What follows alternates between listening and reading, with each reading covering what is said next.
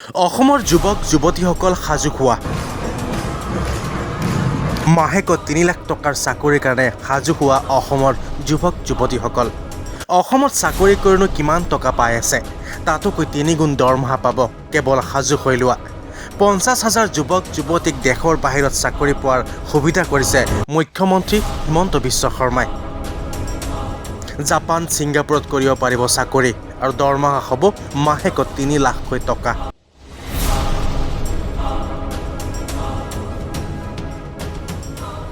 ইতিমধ্যে অসমৰ কেইবাগৰাকী যুৱতী ছিংগাপুৰত চাকৰি কৰি আছে যদিহে আপোনালোকৰ জাপান ছিংগাপুৰত চাকৰি কৰিব মন আছে তেন্তে আপোনালোকে শিকিব লাগিব জাপান ছিংগাপুৰৰ ভাষা এৰা আপুনি ভাবিছে আপুনি কেনেকৈ শিকিব জাপান ছিংগাপুৰৰ ভাষা ইয়াৰ বাবে যাব নালাগে জাপান বা ছিংগাপুৰত অসমতে জাপানীজ ভাষা শিকিব পাৰিব কিন্তু কেনেকৈ মুখ্যমন্ত্ৰীৰ মন্তব্য আছে সেয়াও শুনাম পুনৰ এবাৰ কৈছোঁ অসমৰ যুৱক যুৱতীসকল এতিয়া সাজু হোৱা অসম মাতৃভূমিক এৰি অন্য দেশত চাকৰি কৰাৰ কাৰণে সাজু খবৰ হ'ল অসমৰ যুৱক যুৱতীসকল দুটা কোম্পানীয়ে অসম চৰকাৰৰ লগত এমঅইউ কৰিব তেওঁলোকে পৰ্যায়ক্ৰমে অসমৰ কলেজ আৰু স্কুল বা ইঞ্জিনিয়াৰিং কলেজত জাপানীজ লেংগুৱেজ প্ৰৱৰ্তন কৰিব আৰু তেওঁলোকৰ পৰা জাপানৰ প্ৰফেচাৰে আহি শিকাব অসমে তেওঁলোকক থকাৰ সুবিধা দিব লাগিব আৰু তেওঁলোকে শিকাব 9 মাহৰ কোৰ্স কৰাৰ পিছত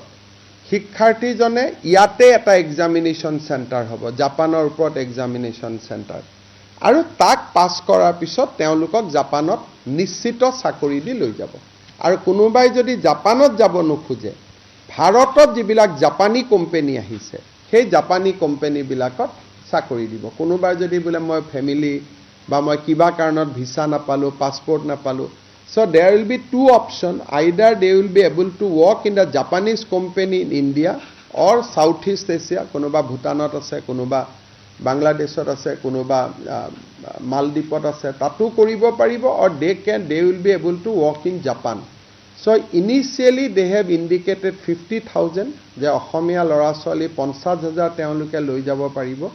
Aru ami jiman kheni subidha lobo paru. ছিংগাপুৰৰ ইণ্টাৰেষ্ট হৈছে নাৰ্ছিঙত তেওঁলোকে অসমৰ বিএসসি নাৰ্ছিং চৰকাৰী যিকেইখন কলেজ আছে সেই বিএসসি নাৰ্ছিং কলেজ কেইখনত তেওঁলোকে ইংলিছ কোৰ্সটো ইন্ট্ৰোডিউস কৰিব তেওঁলোকৰ এটা সিলেবাস থাকিব সিলেবাসটো আমি কৰিম আৰু এমবেচিয়ে যিমান লৰা ছোৱালী সেই সিলেবাসটোত পাস কৰিব ছিংগাপুৰ এমবেচিয়ে লৈ গৈ তেওঁলোকক ছিংগাপুৰত চাকৰি দিব অসমৰ পৰা 17 গৰাকী ছোৱালীক আমি পৰীক্ষামূলকভাৱে পঠাইছিলোঁ মই আগত আপোনালোকক এইবোৰ কোৱা নাছিলোঁ সৰু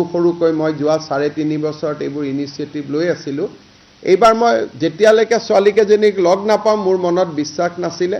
মই 17 গৰাকী ছোৱালীকে লগ পাইছোঁ 2 গৰাকী মেঘালয় নাগালেণ্ডৰো আছে কিন্তু গুৱাহাটীৰ চেণ্টাৰতে তেওঁলোক পাছ কৰা তেওঁলোকে মোক কৈছে যে দাদা চৰকাৰী চাকৰি এৰি আহিছোঁ উই আৰ ভেৰি হেপি আমি ইয়াত থাকিব খোজো তেওঁলোকক আমাৰ প্ৰবাসী অসমীয়াসকলৰ লগতো